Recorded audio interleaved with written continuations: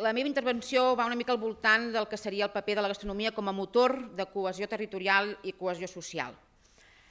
La cohesió social es refereix als lligams i al consens que s'estableixen entre individus i està vinculada al sentiment de pertinença a una determinada comunitat. La cohesió social, segons Carles Bertran, no és un concepte estàtic, sinó un principi cap al qual dirigir l'acció i que requereix la implicació del conjunt de la societat. La cohesió territorial s'emmarca en la construcció d'un projecte per a la integració del territori i constitueix una elaboració prospectiva en la que s'inclou el reconeixement de la diversitat, el sentiment de pertinença i identitat, les relacions entre lo local, lo regional, lo nacional i lo global. El camí per fer-ho possible és conèixer i aprofitar els punts forts de cada territori perquè es pugui orientar i contribuir millor al desenvolupament sostenible i equilibrat, gestionar la concentració, fomentar la innovació, la creativitat i la productivitat, connectar millor els territoris i desenvolupar la cooperació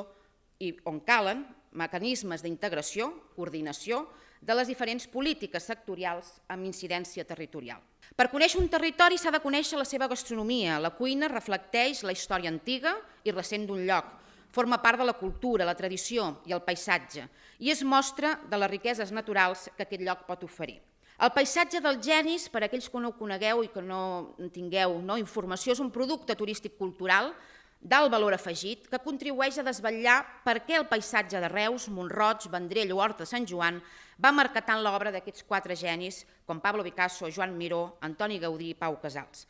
L'objectiu del projecte és crear un producte basat en experiències gastronòmiques i culinàries entorn de la ruta del paisatge del Genis, que els professionals implicats traslladin a la cuina i a la restauració aquest llegat, l'obra, els valors, el paisatge inspirador d'aquests genis. Sense cap mena de dubte, el paisatge on es troba cadascun d'aquests genis permet la creació de relats a través del temps, dels espais i dels valors personals dels genis. L'obra i el llegat dels artistes universals que inclou aquest producte, els genis, ens permet dialogar entorn a la gastronomia a través de diversos elements com són productes de proximitat, l'arquitectura, els plats, la natura, el color, el paisatge, les tècniques, les textures, la llibertat creativa, els sentiments o les emocions, la identitat, entre d'altres. Es van configurar, en aquest cas, constituir aquestes taules, es va presentar el projecte, es van presentar els objectius, la metodologia, de forma molt consensuada. En aquestes taules de treball, que són 4 taules de treball, una per cada, diríem,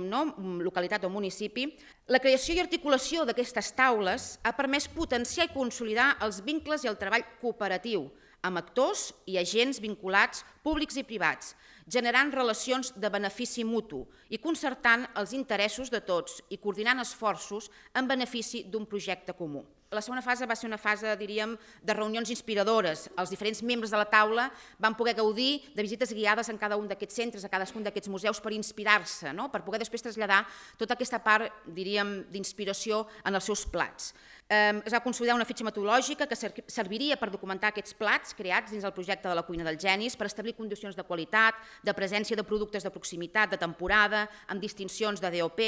en els plats i els menús que resultarien. Per tant, es va posar en marxa el que nosaltres diem realment el procés creatiu de restauradors, forners i pastissers. La darrera fase és amb la que ens trobem actualment, que és una fase en la que estem dissenyant una publicació que serà la base de comunicació i difusió del projecte. En aquesta publicació s'ha volcat tot el que té a veure amb els trets gastronòmics dels municipis, la seva identitat, les fitxes dels productors, les fitxes, en aquest cas, dels plats resultants per part dels creadors. Per tant, i com a conclusió, el turisme gastronòmic és cert, i no hi ha cap dubte que és transversal, que pot ajudar a maximitzar la distribució d'aquests beneficis del turisme a les comunitats locals i al territori, empodera aquells que configuren la cadena de valor gastronòmica, especialment a les comunitats i també als professionals en la seva qualitat d'ambaixadors del territori, reforçant així la identitat, el sentit de pertinença i autenticitat. Sense cap mena de dubte, el projecte Cuina del Genis és una proposta que destaca i en això hi hem posat tot el sentiment, per la seva creativitat, per la seva originalitat, per la seva sensibilitat i singularitat, que busca despertar emocions i donar a conèixer el Genis, el seu llegat i la seva vinculació amb el territori. La proposta persegueix i encaixa de ple